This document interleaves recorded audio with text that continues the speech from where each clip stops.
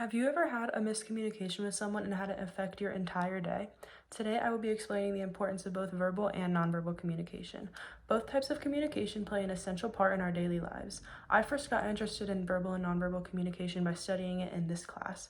I have since done my own thorough research and now understand it better than ever before. Verbal communication consists of exchanging verbal codes and interpreting them. Nonverbal communications consist of hand motions, facial expressions, and body posture. The two commonly go hand in hand together. Verbal communication is the most commonly used form of communication. In verbal communication, we use words in a certain order that correspond to the language we speak. It is the most understood form of communication. If Randy told Nadine, "Cat cut curb they put," she wouldn't understand the sentence completely, though she'd probably put some sort of meaning to it. Lynn, page 81.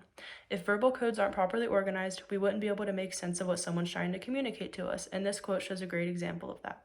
Verbal codes are also a great way of expressing your emotion. With verbal codes, you can just flat out state the emotion that you're feeling, which makes resolving misunderstandings much easier. You can also change the tone and speed of your talking to better express the emotions you're feeling. While verbal communication is very important, let's talk about another form. Nonverbal communication is also a very important form of communication. Nonverbal communication is the only way that people who are deaf can communicate. Sign language is crucial to deaf people, and without it, the only way they could possibly communicate with each other would be writing with a pen and paper, which is not efficient at all. Nonverbal communication also helps able hearing people get their point across better.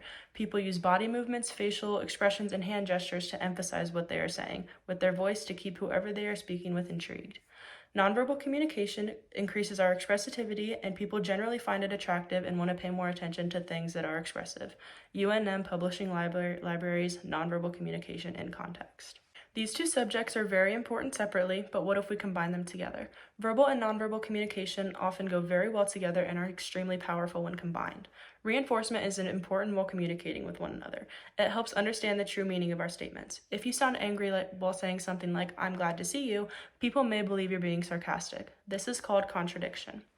It can contradict the message you're trying to convey, thus indicating to your listener that you may not be telling the truth. G.N. Siegel, Nonverbal Communication and Body Language.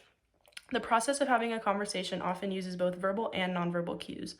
While waiting to speak in a conversation, you may be told that it's your turn by eye contact, someone telling you that it's your turn, or by a hand gesture. Conversations would have no flow to them if there were no verbal and nonverbal communication to keep them on track.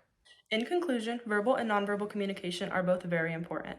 Verbal communication is the exchange of words, nonverbal communication is the use of hand gestures and body postures, and often the two go hand in hand. These two types of communication are what help us understand each other's thoughts and feelings.